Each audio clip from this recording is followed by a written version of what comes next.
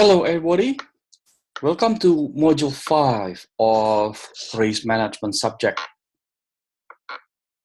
Again, if you need to send me an email, that's my email address for you to communicate with me.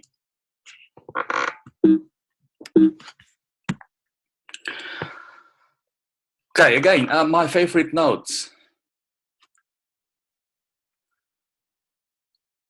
It is highly recommended you go through the learning materials, and this presentation basically captures the main points of the key concepts. Okay. And again, advising you to download all the files from the portal and go through each module in the study guides. And that's the timetable for your assessments, assessment 1, 2, and 3. And if you need help, non-academic help, you can contact the Student Services Center. And again, that's the overall objective of the subject. So we've discussed established risk context, identify risks, and also the analyze risks. Now, this presentation is basically about treatments. Okay, so this presentation is about the treatment. So we need to be able to understand the risk treatment concepts and understand treating risks.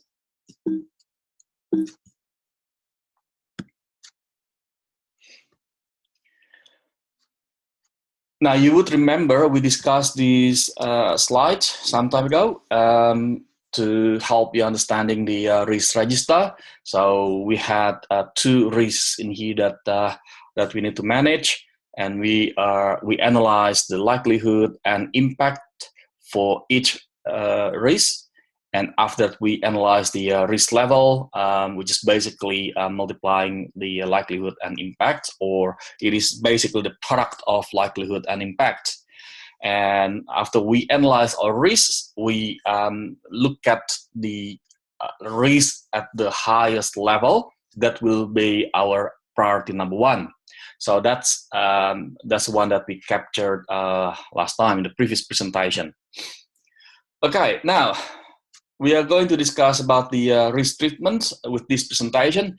And risk treatment actually involves selecting one or more options for modifying risks, implementing those options for the benefits of the organization. Now, if you look at that, there are a few key points that I'd like to highlight to you: modifying risks, implementing those options, and of course the options as well. So we need to look at the options. Okay, so that actually tells us that when we face an issue in our organization, the first thing that we need to look at is what options available. Okay, and after we implement the options, after we analyze the options. Okay? Right, this is a bit of a process, guys, in terms of risk treatment. We assess the risk treatment, decide whether residual risk levels are tolerable. If not tolerable, then we need to generate a new risk treatment and assess the effectiveness of that treatment. So this is kind of ongoing process, because after we assess that, we may find a new risk coming up, and we need to address that as well. Okay, so risk treatment options are not necessarily mutually exclusive or appropriate in all circumstances. So when we treat one risk, we may also need to consider that the options are not really mutually exclusive, because that means that we need to consider the options in the broader sense. Now, options in treating risks include the following things: avoid the risk by deciding not to start or continue with the activity that gives rise to the risk. Okay, so that's an option for us. If we think, okay, the risk is probably too high for us to manage, so we may want to decide not to start or continue with the activity. because we can't handle the risk. For instance, as a result, we may need to we may need to delay the activity, for instance. Taking or increasing the risk in order to pursue an opportunity. This is risk in the context of opportunity being an opportunity. Remember, in module 1, we discussed that risk could be positive in the sense that opportunity. If we don't seize the opportunity, then someone else may do that, and our competitor, in this instance, our competitor may outsmart us at some stage. Okay, remove the source of the risk. Right, we can also consider that as an option for us. Can we remove the source of the risk? Right, this one is quite common in terms of WHS, work health and safety. Can we remove the source of risk? It is quite ideal for us to do. If we can remove it, that's fantastic. So it will be more permanent for us to handle the risk. Can we influence the likelihood of risk? If we can, we will do that. Okay, so in that case, referring to the previous slide, the risk register table that we just discussed. So if we can influence the likelihood, so it should drop from 4 to 3, for instance. Okay. Now, in terms of reducing the likelihood, if the risk is an external factor that we are analyzing, it may be harder for us to change the likelihood rather than if it is internal. If it is internal, such as our computer breaks down, we may be able to control the likelihood better. We can get our IT team to help us managing that before it is happening. Okay. We change the consequences. In this instance, if the risk is negative, we try to reduce the consequence. Okay, a lot of people, for instance, do pay for the insurance premium, for instance, rather than rather than paying the full consequences, they pay for the insurance premium to cover the risk if risk happening. We can also share the risk with another party or parties. Okay, we can't handle it; it's beyond our capability to handle it. Let's say if we are talking about a project which is which is high risk. Let's say building something offshore, and we have a little capabilities in there. So we work with the with the external parties that we think have better capabilities, and we share the risk with these people. Okay? Retaining the risk by informed decision, and in this instance, the organizations would normally do some research. Right? Again, in terms of sharing the risk, we may even some organizations may even work with the competitors. Like if the risk is quite high, beyond our capability to handle it, we share the risk with our competitors. In even, okay? We work together with competitors to develop something. So we share the risk. Of course, we will also share the benefit. Okay. Okay. The following slides basically show you a different perspective in terms of looking at the risk treatments.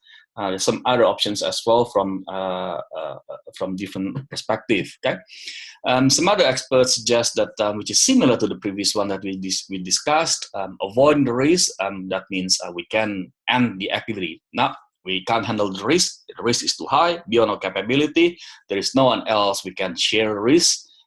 Someone else, the other parties are not interested in working with us to battle the risk, or we don't have anybody else that we can transfer the risk to. That's it. We stop the activity. Reduce the likelihood, reduce the impact or consequence. That's one that we discussed before. And share, in this instance, we involve third parties or retain, where residual risks are retained. Another perspective, this one here from the Project Management Institute, the organization that published the PMBOK, Project Management Body of Knowledge. which is also shared by another expert in project management. The interesting thing about their opinion is they look at risk from both sides. Remember, risk is the effect of uncertainty on objectives. It may be positive, it may be negative. The positive ones are normally labeled as opportunities. The negative ones are threats to our organization. Right? Now let's have a look at what I say about risk response for negative risks or the threats to our organization. Right? There are a few options that they suggest. The first one is acceptance, accept the risk and the impact. And normally, this is quite manageable from the organization perspective. They can accept it. If the risk happens, they say, well, the cost is not that high, so we can handle it. We can manage it. Okay? Or the treatment cost is even more expensive than the risk itself. So they would decide that, yeah, okay, let's accept the risk and we move on with the activity. The next one is mitigation. In this instance, we conduct specific actions to reduce the either likelihood and also impact. So that's another option as well. A lot of organizations do that, mitigates the impact. So kind of cushioning the impact. And avoid, in this instance, we try to eliminate the threats. Number of activities may be conducted by the organization to eliminate the threat at all. So we don't like it, we can't accept the impact, therefore we need to eliminate it, okay, which is quite ideal for organizations. And the last one is transfer to a third party. Okay? In this instance, we may hire a consultant or third parties that we think more capable in managing the risk rather than us. We don't have the capability, these guys do, so we allow the other party to work it out for us to make it happen. Now, if the previous one is about negative risks or threats, this one here is about the opportunities or positive risks. Okay, remember, organizations may also proceed with the opportunities, and the issue with the opportunity is as a risk is that if you don't take that opportunity, someone else may do that. Right? Our competitors may do that, and if that happens, our competitor may outsmart us. In fact, in today's business landscape, we also acknowledge that a lot of people have what we call as the entrepreneurial spirit. Okay, economists acknowledge that. Okay, therefore we acknowledge that some people may take risks as part of the entrepreneurial risk. Okay. What do we mean by entrepreneurship? Well, it is actually the behavior of taking risks, changing negative side of negative element of the business, the opportunities, and seize the opportunities. Okay, so we need this kind of behavior to drive economic growth. Therefore, people, experts from the PMI and also the other project management institutes and the other project management experts also suggest how can we handle the positive risks or opportunities. Okay, so they offer a few points in here. The first one is to exploit. Okay, eliminate the uncertainty around the opportunity. So we exploit it. We exploit the opportunity. The second one is to enhance, increase the probability and or positive impact. So we try to increase it, increase the probability and boost the positive impact. Okay? And share between partnership. If the risk is basically a lot larger than what we can handle, the opportunity is a lot larger than we can handle, we may want to share it with the partnership and accept, do nothing actively, but willing to take advantage. Okay? So there are some options as well in terms of treating positive risks. This one here shows a different perspective from another expert in terms of managing the hazard response or hazard risks or negative risks. If you look at that, we have two dimensions here: impact, and the other one is likelihood. Okay, so based on impact and likelihood, we could map what we need to do. We could map the response. Okay, so this one here being low likelihood, and the other one is high likelihood. And if you look at the vertical axis in here, this one is low impact, and the other one is on the opposite. We find high impact. Okay, how do we know they are high and low in terms of impact and likelihood? Organizations would normally have their own standard to determine whether the impact is quite high. They may use certain values, such as in dollar term, how much does it mean in terms of high impact, for instance. Okay, and in terms of likelihood, the same thing. Okay, if the probability achieves certain level, what does it mean it is quite high or not? Okay.